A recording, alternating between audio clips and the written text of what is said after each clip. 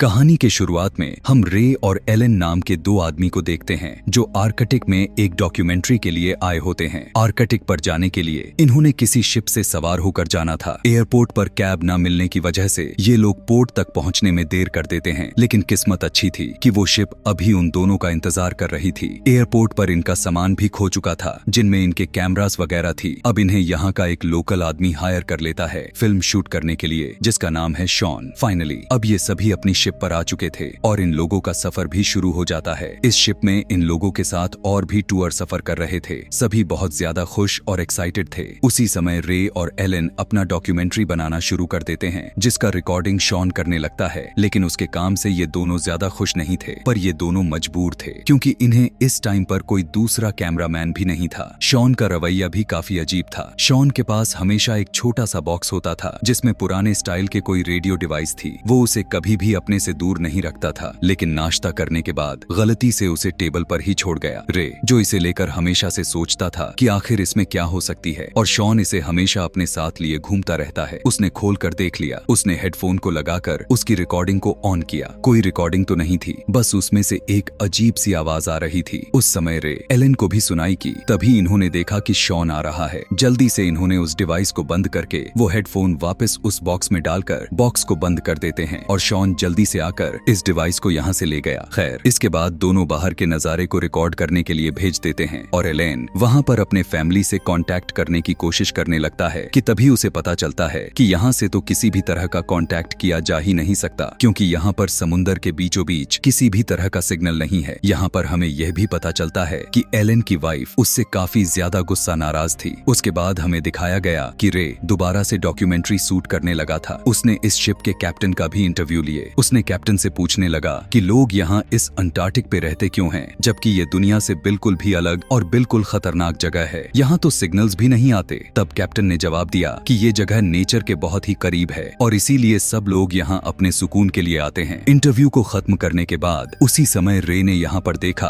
कि एक बर्ड के आंख से खून निकल रहा था, और ये बहुत ही अजीब बात थी। रे शॉन को उस बर्ड को दिखाना चाहता था, लेकिन उससे पहले ही वो बर्ड वहाँ से उड़ जाती है। खैर, कंफ्यूज हुआ रे अब बोट के अंदर चला गया। यहाँ पर एलेन दो साइंटिस्ट से बात कर रहा था। ये साइंटिस्ट एक ऐसी चीज पर रिसर्च कर रहे थे कि कैसे सैनिक वेव कुछ ही दिनों में पूरी दुनिया को तबाह कर सकती है। एलेन काफी गौर से इनकी बातें सुन रहा था। रे के आने के बाद साइंटिस्ट यहाँ से चले जाते हैं, जिसके बाद एलेन के साथ रे दोनों आपस में बातें करना शुरू कर देते हैं। जहाँ पर एलेन अभी अपनी फैमिली को लेकर बहुत ही ज्यादा परेशान था। रे ने उसे हौसला दिया। अभी वो एलेन को उस अजीब वाले बर्ड के बारे में बता पाता कि तभी बाहर अजीब सा शोर सुनाई देता है। ये लोग जब बाहर गए तो वहाँ पहुँचते ही अजीब नजारा देखने को मिलता है। एक सी अपने ही बच्चे को काट कर खा रही थी, और इस तरह खतरनाक नजारा जिंदगी में कभी भी ऐसा नहीं देखने को मिला था। शिप का कैप्टन कहते हैं कि वो इतने सालों से वहाँ हैं, लेकिन आज से पहले उन्होंने ऐसा नजारा कभी नहीं देखा था। वो बहुत डर जाते हैं और सभी शिप में सवार हुए ट्रेवलर्स को अंदर लेकर जाने लगते हैं, जबकि शॉन इन सब नजारे सबको अपने कैमरे में रिकॉर्ड करने लग गया। एलेन और रे भी इस डॉक्यूमेंट्री का पार्ट समझते हुए तो थोड़ा इस हादसे पर बातें करने लगते हैं, और फिर अपनी बाकी साथियों के साथ चले जाते हैं, जहां पर कैप्टन इस सभी के लिए फिश ग्रिल कर रहे होते हैं। लेकिन रे और शॉन ने उसे नहीं खाया, लेकिन एलेन ने उस फिश को खा लिया, और खाने के बाद से ही उसकी तबीयत खराब होने लग गई और उसे वॉमिटिंग होना शुरू हो गया, और वो अंदर की तरफ चला गया। शॉन के साथ रे अभी भी उसी डॉक्यूमेंट्री पर काम कर रहे थे कि तभी शॉन ने नोटिस किया कि हवा में उड़ रहे परिंदों की आवाज अचानक से कुछ ज्यादा ही बढ़ चुकी है। ऊपर की तरफ जब देखा तो पता चला कि उन परिंदे की फड़फड़ाने की आवाज बहुत ही ज्यादा थी, और अचानक से वो परिंदे गायब होने लगे। इससे पहले कि वो यह सब कुछ नोटिस कर पाता कि तभी पीछे मुड़कर उसने देखा कि यहाँ के सभी लोग गायब हो चुके हैं अजीबो गरीबों तरीके से, और यहाँ पर कोई भी दिखाई नहीं दे रहा था। हैरान होकर उसने रे को देखा। शॉन ने यह सब कुछ अपने कैमरे में रिकॉर्ड कर लिया था। उसने अपनी रिकॉर्डिंग में देखा तो सच में लोग गायब हो चुके थे, और वो कंफ्यूज भी हो गया कि ये सब आखिर हो कैसे सकता है। लेकिन रे को लगता है कि कोई उन पर प्रैंक कर रहा है, और यह सब बात जाकर उसने एलेन को बताई, और तीनों सभी को पूरे शिप पर ढूंढना शुरू कर दिए, लेकिन इन्हें कोई नहीं मिला। और तब जाकर उन्हें एहसास हुआ कि सच में यहाँ पर बहुत ही कुछ गलत हुआ है। लोग ना मिलने पर ये सभी शॉन से पूछते हैं कि तुम तो सब रिकॉर्ड कर रहे थे कि ये सब क्या हो रहा है, लेकिन शॉन ने जवाब दिया कि मुझे खुद नहीं पता कि यहाँ पर चल क्या रहा है। इन्होंने अब अपनी सेल फोन को ढूंढे ताकि किसी को हेल्प के लिए बुलाया जा सके, लेकिन यहाँ पर तो सिग्नल्स भी नहीं थे। एलेन का तबीयत अब और भी ज्यादा खराब होने लग गई थी। उसके मुंह से खून निकलने लग गया था। वो नहीं समझ समझ पा रहा था कि आखिर उसे हो क्या गया है। इधर रे शिप के कंट्रोल रूम में जाकर रेडियो से हेडक्वार्टर पर संपर्क करने की कोशिश करता है, लेकिन इसका भी कोई फायदा नहीं होता। अब ऊपर शॉन जो सब चीजें देख रहा था, उसे दूर एक आइलैंड नजर आ जाता है। अब जबकि ये तो खुशी की बात थी, वहाँ पर जाकर अपने लिए किसी से मदद मांग सकते थे। जल्दी से उसने आकर इस बात के बारे में रे और एलन को बताया। एलन तो वहाँ बिल्कुल भी जाना नहीं चाहता था, लेकिन फिर कुछ समय के लिए रे ने उसे मना लिया। एलन भी ऊपर की तरफ आ गया, जहाँ पर आते ही रे ने नोटिस किया एलन के गले पर किसी की काटने का निशान था, लेकिन एलन को ऐसा कुछ भी याद नहीं था कि उसके साथ कोई हादसा हुआ हो। ये जख्म काफी गहरा हो चुका था और अगर इसका इलाज अभी नहीं हुआ तो इसे कुछ हो सकता था। रे के आने से पहले यहाँ एलन को एक कैमरा मिला था, जो कि ये एक टूरिस्ट का था। उस कैमरे में वो सब कुछ रिकॉर्ड हो चुका था कि कैसे यहाँ के सभी लोग अचानक से गायब हो गए। ये देखकर एलन और भी ज्यादा परेशान हो गया था। अब ये सभी कुछ जरूरत सामान को लेकर एक लाइफ बोट में बैठकर उस छोटे वाले आइलैंड की तरफ चल देते हैं। यहाँ इस जगह पर पहुंचकर इन्हें एक बात की रियलाइज हुआ कि यहाँ पर भी इतने बड़े टाउन में भी कोई इंसान नजर नहीं आ रहा था। इन्हें तो अपनी आंखों पर यकीन ही नहीं हो रहा था। इन्हें लग रहा था कि शायद सर्दी की वजह से यहाँ के लोग अंदर की तरफ होंगे। इन्होंने अब उन सभी टाउन को छान मारने का फैसला किया और आगे की तरफ बढ़ चले, लेकिन हर तरफ सुनसान नजारा था। सभी जगह को एक्सप्लोर कर चुके थे, कहीं पर भी कोई नजर नहीं आ रहा था। और ये जगह कौन सी थी इन्हें तो ये भी पता नहीं था, लेकिन यहाँ की लिखी हुई चीजों से इन्हें लगा कि ये रसिया है। शॉन भी अब डरते हुए कहता है कि हम तीनों किसी भी हालत में एक दूसरे से दूर नहीं होंगे, क्योंकि यहाँ का हालात मुझे कुछ अच्छा नहीं लग रहा। ये लोग अब छानबीन करने के लिए आए थे। वहाँ के अंदर वाले डोर से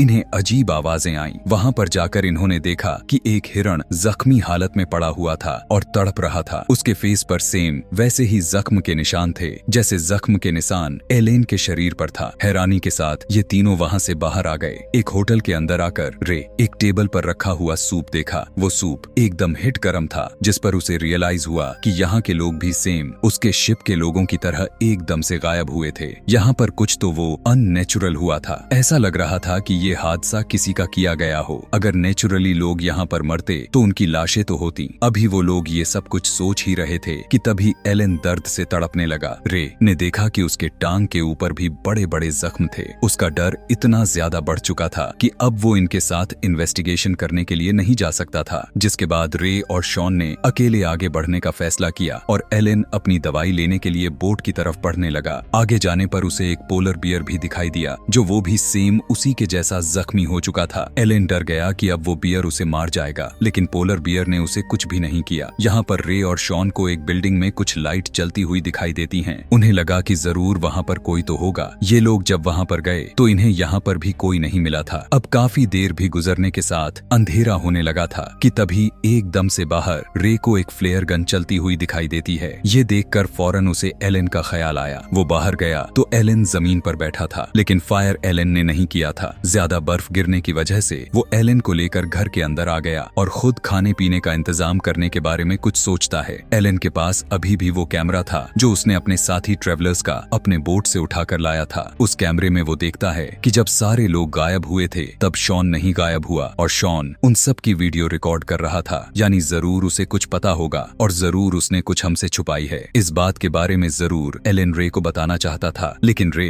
इस टाइम अकेले नहीं बल्कि शॉन उसके पास खड़ा था। उन्होंने फैसला किया कि जल्द ही उन्हें इस इलाके से निकल जाना चाहिए। उनके पास एक लाइफ बोट तो थी ही, लेकिन सबसे बड़ी दिक्कत तो यह था कि उसमें फ्यूल कम था। इसीलिए रे फैसला कर लिया कि अब वो फ्यूल इकट्ठा करेगा बाहर खड़े मोटर गाड़ी में से। जबकि इधर शॉन रुक गया था। शॉन भी अब समझ गया था कि एलन कुछ बताना चाह रहा है, इसीलिए शॉन ने उसके कान के ऊपर वही हेडफोन्स को लगा दिया और उसे वही साउंड को सुनाने लगा जो कुछ देर पहले वो खुद भी सुन रहा था। इतने खतरनाक माहौल में भी उसने यह सुनना भुला नहीं था। फिर एलन भी यह सुनते सुनते सो गया। फ्यूल भर देने के बाद जब रे एलन को लेने के लिए आया तो उसने एलन के पास पड़ा कैमरा को देख लिया और उसने सारी चीजें देख लिया कि शॉन ने उन सारी चीजों को होता हुआ फुटेज बनाई थी और शॉन उनसे कुछ छुपा रहा था। यह सब कुछ जानने के बाद वो बाहर की तरफ भागा और उसने शॉन को पकड़ लिया और वो शॉन को बहुत ही ज्यादा मारने लगता है। वो इसलिए कि शायद डर से शॉन उसे सच्चाई बता दे कि आखिर इस जगह चल क्या रहा है। इतनी मार खाने के बाद आखिरकार मान गया। उसने बताया कि इस जगह पर एक खास किस्म का एक्सपेरिमेंट चल रहा था सुपरसोनिक वेव्स को लेकर, जो वेव्स इतनी खतरनाक के साथ इतना ज्यादा ताकतवर होती है कि वो किसी इंसान या किसी भी जीवित चीजों को तहस नहस कर सकता है। वो इस तरह से काम करता है कि इंसानों का नामो निशान मिट जाता है। और इस तरह से जब सभी लोग गायब हुए तब यही सुपरसोनिक वेव्स इस्तेमाल की गई थी, जिसकी वजह से सभी लोग मारे गए। और ये मिलिट्री का हिडन एक्सपेरिमेंट था। मेरे साथ तुम दोनों इसलिए बच गए क्योंकि हमने उस साउंड वेव को पहले से ही सुन रखा था जो साइंटिस्ट ने हमें दिया था, और इससे हमारे दिमागों पर उस सोनिक वेव्स का असर नहीं हुआ। मैं जानता था कि तुम दोनों ने भी उस साउंड वेव सुन ली है, इसीलिए तो तुम दोनों मेरे सामने जिंदा हो। मैं तुम्हारे लिए यहाँ पर फुटेज रिकॉर्ड करने के लिए नहीं आया था, मुझे आर्मी वाले ने ही यहाँ पर भेजा था। जबकि अब तुम ये सारी बातें जो सच है वो जान चुके हो, तो अब तुम दोनों के साथ अब मुझे भी मार दिया जाएगा, क्योंकि मुझे यह सब कुछ सीक्रेट रखना था और मैं ऐसा नहीं कर पाया। ये सब बातें सुनकर रे शोक में था। उसने पूछा कि फिर एलन के शरीर पे चोट के निशान कैसे हैं? तो उसने बताया कि ये सब सुपरसोनिक वेव की वजह से ही है। दरअसल एलन ने कैप्टन की दी हुई फिश को खा लिया था जो पहले ही उन वेव से इन्फेक्टेड थी, इसीलिए वो थोड़ा बीमार हो गया, लेकिन मरा नहीं। इसके बाद शॉन उसे बताता है कि मुझे मिलिट्री वाले ने एक सैटेलाइट फोन दिया था जिससे मैं उनसे बातें कर सकूं, और वो मुझे यहाँ पर रेस्क्यू करने के लिए आए, लेकिन अब मैं उनसे बातें नहीं कर पा रहा, जिसका साफ यही मतलब है कि हम किसी भी वक्त यहाँ पर मारे जा सकते हैं। जब ये सारा सच एलन को बताने के लिए आया तब उसने देखा कि एलन अब मरने के कगार पर पहुंच चुका है। एलन ने अपनी फैमिली के लिए एक लास्ट मैसेज रिकॉर्ड किया, जिसके बाद रे ने उसका फोन और सारी चीजों को एक बैग में डालकर नदी में फेंक दिया ताकि किसी को ये शायद मिल जाए। दूसरी तरफ यहाँ पर हमें देखने को मिलता है कि शॉन अभी भी मिलिट्री वालों से कांटेक्ट करने की कोशिश कर रहा था कि तभी अचानक से गोली चलने की आवाज आई और दिखाया गया कि शॉन पर किसी ने गोली से चलाकर उसे मार दिया गया। मारने वाला आखिर कौन था यह नहीं दिखाया गया। रे